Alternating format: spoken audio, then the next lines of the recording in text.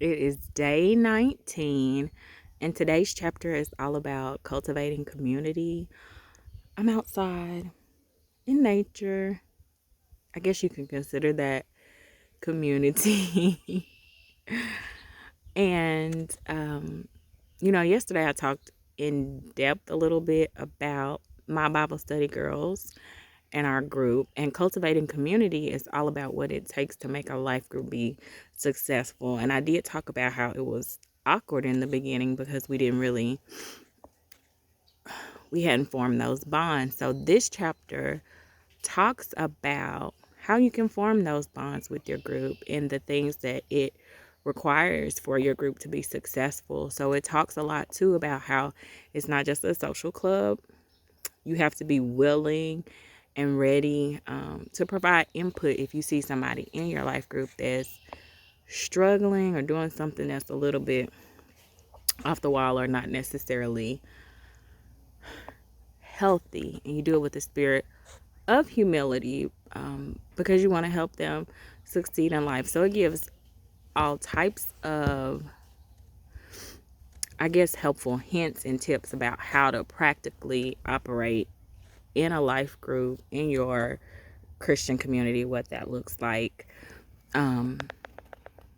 It talks about it requiring honesty, and not being superficial. I will say that's one thing that I really enjoyed about my life group. People were very honest about where they were in their walk. Not to give like an excuse or anything, but just to say, like, this is where I am. This is my understanding of this. And I think we saw some real growth as we went along.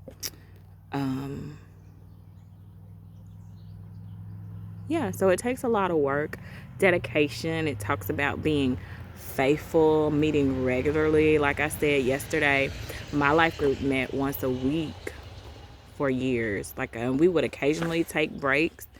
We had to switch days quite often because we had people that were in school, just different work schedules changed. So we had to switch days of the week that we would meet.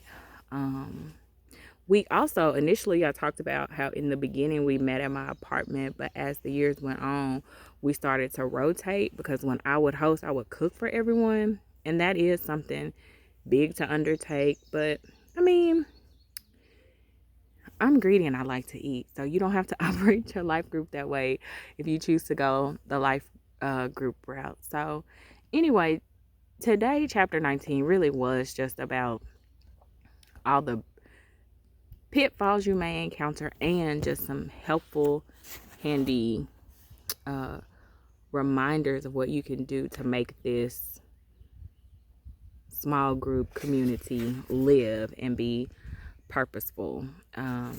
Lots of helpful hints.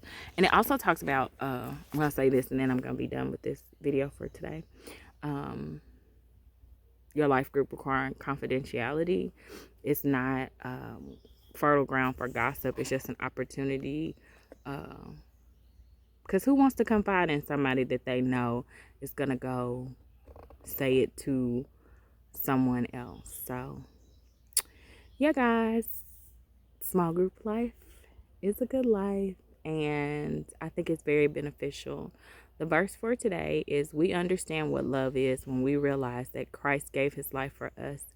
That means we must give our lives for other believers. That's 1 John 3:16. Have an awesome day.